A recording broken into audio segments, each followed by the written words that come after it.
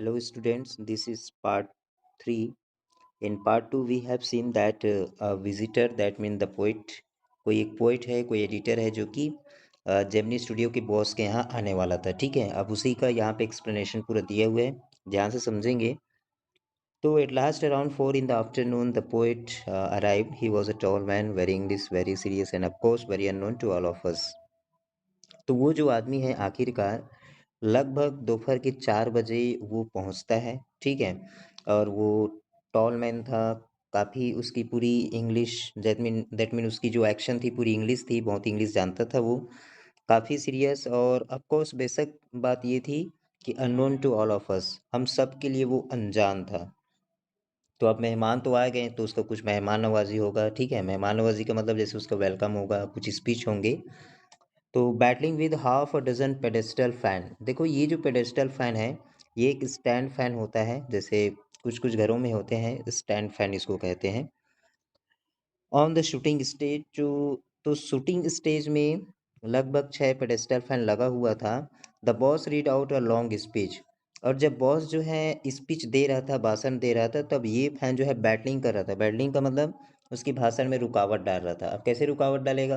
अब स्पीच दे रहा है, साथ ही पंखा भी चल रहा है, तो उसकी जो आवाज़ है, बॉस की आवाज़ जो है, थोड़ा नीचे हो जा रहा था। It was obvious that he too knew precious little about the poet. सबसे अच्छी बात यहाँ पे दिया गया है कि ये जो हमारे बॉयज़ हैं, वो भी इस पोएट के बारे में, जो मेहमान है उसके बारे में बहुत कम ही जानता है। तो ये जो स्पीच है, जो कि बॉस दे रहा था, ये सामान्य तो था, साथ ही उसके शब्दों में फ्रीडम और डेमोक्रेसी के वर्ड सुनाई दे रहे थे। ठीक है? अब बॉस की बारी चली गई, उसके बाद देन द पोएट स्पोक, उसके बाद जो हमारे मेहमान आए थे, उन्होंने बोलना शुरू किया। So he couldn't have this mood as a silent audience. No one knew what he was talking about, and his accent defeated any attempt to understand what was he saying. तो जब हमारे जो पोइट है, आप उसको जानते पूरा उसका एक्शन ही इंग्लिश है, तो लोग जो है काफ़ी कंफ्यूज हो गए, जितने भी ऑडियंस थे, किसी को नहीं पता कि किस संबंध में वो बात कर रहे हैं, किसी को ये भी समझ में नहीं आया कि वो क्या बात कर रहा था। सो पूरा ये जो the whole thing lasted about an hour, और ये जो स्पीच है लगभग 1 घंटे तक चला। फिर पोएट भी लेफ्ट कर दिए, वहाँ से चले गए, स्पीच देना बंद कर दिए, और हम सब भी वी ऑल डिस्पेयर्ड इन अटर बैफलमेंट, सब के सब कन्फ्यूज़ हो गए। हम क्या कर रहे हैं? What are we doing? हम क्या कर रहे हैं? What in is English poet doing in film studio which makes Tamil films? तो ये जो इंग्लिश आदमी है, ये हमारे हमारे फ़िल्म स्टूडियो में क्या कर रहा है? हमारे तमिल में क्या कर रहा है? वो इंग्लिश बोलता है और हमारा फ़िल्म तमिल वाला है, तो वो क्या कर रहा है? तो वहाँ के जेमिनी स्टूडियो के लोग ऐसा सोचने लगे। तो यहाँ पे एक अच्छी बात ये है, people who list for them the possibility cultivating a taste for English poetry, क्या जाने भाई, हम ये तमिल के आदमी इंग्लिश पोएट्री के बारे में क्या जाने। So the poet looked pretty PayPal, अब वो कवि को भी, जो आया था मेहमान, उसको भी थोड़ा कंफ्यूज होने लगा, क्योंकि भाई आफ्टर ऑल ये जो जेमिनी स्टूडियो है पूरा तमिल है, और वो जो इंग्लिश में बात करेगा, है ना, वो एक इंग्लिश पोएट है, तो उसको भी अजीब लगने लगा। उसको पता चल गया कि मेरी बात कोई नहीं समझ रहा है। तो इसका मतलब ओवरऑल क्या होता है, his visit remain N unexplained mystery. तो उसकी यात्रा करना जेमिनी स्टूडियो माना एक मिस्ट्री बन गए, एक रहस्य बन गए, कोई नहीं जान पाया ये क्यों आया, कैसे आया, और पर्पस क्या था इसका, क्या बोलना चाहा। ठीक है, अब इसको अंडरलाइन करके रखेंगे, ये जो पोइट है इसका नाम आगे आएगा। ठीक है, तो आगे है फिर, The great prose writer of the world may not admit it, but my conviction grows stronger day by day, day after day, that prose writing is not and can't be the true pursuit of genius. यहाँ पे जो हमारे writer हैं, जो हमारे लेखक हैं, वो बताते हैं कि दुनिया के जो फेमस प्रोज राइटर हैं, देखो एक पोयम राइटर होता है और एक प्रोज, प्रोज का मतलब स्टोरी राइटर। तो दुनिया के स्टोरी राइटर जो प्रोज राइटर है, भले इस बात को ना माने, लेकिन मेरा जो बिलीफ है डे बाय डे बढ़ता जा रहा है, और ये है कि भैया ये जो प्रोज राइटिंग है ना, ये किसी जीनियस का काम नहीं है। मतलब ये कोई जीनियस ही नहीं लिखता है इसको।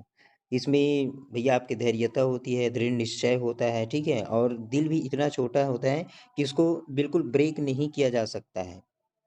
ठीक है, और दूसरा चीज़ ये बता रहे हैं कि वो जो आदमी जो इस कहानी को जो लिखता है, तुरंत फ्रेश कॉपी करके वो दूसरे एडिटर के पास भेज देता है, ताकि वापस में उसको मैन्युस्क्रिप्ट करके भेजे।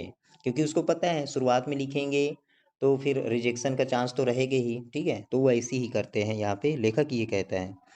और ये उन लोगों के लिए है कि the Hindu had publish the tiny announcement, और इन्हीं लोगों के लिए जो हिंदू है उसने एक छोटा सा अनाउंसमेंट किया कि जो शॉर्ट स्टोरी है ये ब्रिटिश पेरियोडिकल द्वारा ऑर्गेनाइज किया जाएगा, जिसका नाम था द इनकाउंटर, ठीक है। अब यहाँ पे आपको कंफ्यूज होगा कि ये जो राइटर है किस ओर ले जा रहे हैं, तो वो अलग अलग अपना एक्सपीरियंस बता रहे हैं, ठीक है। Of course, the encounter was not a known commodity among the Gemini literati। तो ये जो इनकाउंटर है इसके बारे में तो भैया जेमिनी स्टूडियो को पता नहीं है।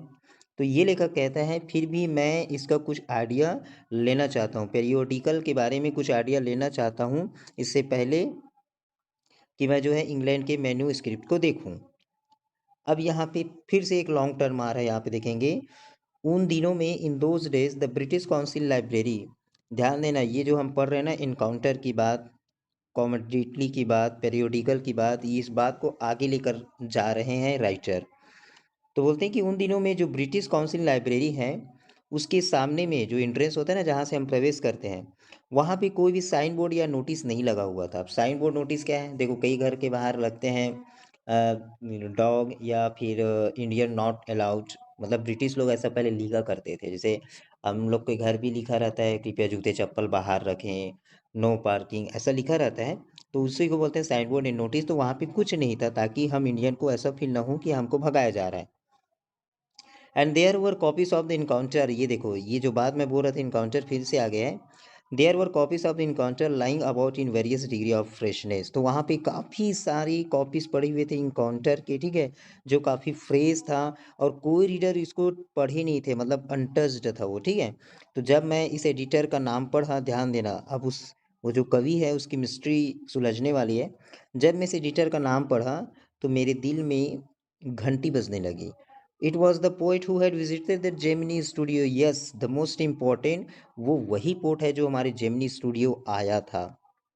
तो I felt like I had found a long lost brother. तो मुझे लगा कि मैंने काफ़ी लंबे समय बाद अपने भाई को पा गया, खोए हुए भाई को पा गया, इसीलिए मैंने गाना गाया जब मैंने एनवलप को सील किया और उस पर एड्रेस लिखा। I felt that he too would be singing the same song, और मुझे ऐसा भी लगा कि अरे वो आदमी तो मेरे साथ सेम टाइम पे सेम गाना गा रहा है। Long lost brother of Indian film discover each other. तो इंडियन फिल्म के जो हमारे भाई हैं, हम एक दूसरे को खोज लिए, पा गए, साथ में गाना भी गा रहे हैं। फर्स्ट रील में भी वही और फाइनल रील में भी वही, और उसका नाम था Stephen Spender. Yes, that was his name. वो जो पोइट आया था जिसके बारे में ये लोग कहते थे कि भैया उसका आना तो एक मिस्ट्री बन गया है, उसी का नाम है स्टीफन स्पेंडर। ठीक, आगे। And years later when I was of Gemini studio I had much time की, और जब कई सालों बाद मैंने जिमनी स्टूडियो को छोड़ा तो मेरे पास काफ़ी समय था लेकिन पैसे नहीं था। जो कुछ भी चीज़ें बिल्कुल सस्ते में मिलता था वो मुझे अट्रैक्ट कर देता था, ठीक है। तो on the footpath in front of Mail Madras Mount Road post office, तो Madras Mount Road post office के पास जब मैं आ रहा था तो वहाँ पे बहुत सारी ब्रांड न्यू बुक का ढेर पड़ा हुआ था जिसका कीमत था 50 पैसे, ठीक। एक्चुअली वो जो बुक है, there were copies of the same book. Book तो था, बहुत सारे जो बुक थे ना वहाँ पे जो रखा हुआ था वो कॉपीज था उसका। An elegant paperback of American origin, eliding का मतलब जो है शानदार, पेपर बैक का मतलब वही जो थीन कवर जो होता है, ठीक है। और वहाँ पे क्या लिखा था, special low price student edition, student के लिए बिल्कुल स्पेशल लो प्राइस में। और ये लो प्राइस में इसलिए दे रहा था क्योंकि वहाँ पे रशियन रिवॉल्यूशन का 50 एनिवर्सरी मनाया जा रहा था, मतलब यहाँ पे ऑफर चल रहा है, ठीक है। तो आई पेड 50 पैसे, मैंने 50 पैसे दिया और कॉपी को जो है रख लिया, और उसका नाम था द गॉड दैट फेल्ड। उस बुक का नाम था द गॉड दैट फेल्ड। तो 6 eminent man of letter in 6 separate ऐसे, तो 6 लोग, 6 जो महान लोग हैं उन्होंने 6 ऐसे लिखा था, ये डिस्क्राइब करते हुए बताते हुए क्या, their journey into communism and their disillusion return. तो इस जो बुक में है जो 6 महान कवि थे वो सबसे पहले कम्युनिज्म की बात बताते हैं, उसके बाद कम्युनिज्म से कैसे छुटकारा पाते हैं वो बात बताते हैं। पहले चूँकि एक पहले कम्युनिज्म को नहीं मानते थे, फिर कंपैरिजन की ओर आगे बढ़े, विश्वास करने लगे, लेकिन इसको लगा कि भैया ये तो बहुत बेकार है, तो वापस ले लिए। तो यहाँ पे देख लो, Andre Gide, Richard Wright, Ignazio Silone, Arthur Koestler, Louis Fischer and Stephen Spender. देखो ये नाम फिर से आ गया है, इस राइटर में इसका नाम भी है, देखो स्टीफन स्पेंडर। तो फिर वो चौंक गया, देखो राइटर चौंक गया, हाँ स्टीफन स्पेंडर भी है इसमें। Suddenly the book assume tremendous significance, अरे ये तो बुक काफ़ी महत्व है, इस बुक का काफ़ी महत्व है। Stephen Spender the poet who had visited Gemini studio, ये वही कवि हैं, ये तो हमारी जेमिनी स्टूडियो में आया था। तो देखो कुछ ही देर में, in a moment I felt a dark chamber of my mind lit up by hazy illumination, मैं काफ़ी चौंक गया और खुशी भी हुआ। So the reaction to Stephen Spender at Gemini Studio was no longer x mystery, अरे अब तो स्टीफन स्पेंडर का हमारे जेमिनी स्टूडियो में आना कोई मिस्ट्री नहीं रहा है, मैं पूरी उसके बारे में जान चुका हूँ। The boss of the Gemini studio may not have much to do, शायद हो सकता है कि हमारे जो बॉस है जेमिनी स्टूडियो का, उसको कुछ करना नहीं पड़ा हो, वो जानता नहीं हो, ठीक है, इस स्पेंडर पोएट्री के बारे में। But not with his God that fell, ना कि ये कि उसके जो बुक हैं with his God that fell, उसमें उसका योगदान रहा है, ऐसा इसका कहना है। हमारे जो बॉस है उसको पहले पता नहीं था, क्योंकि वो कठपुतली बन गया था शायद इसीलिए। सो थैंक यू, यहाँ पे लेसन ओवर होता है।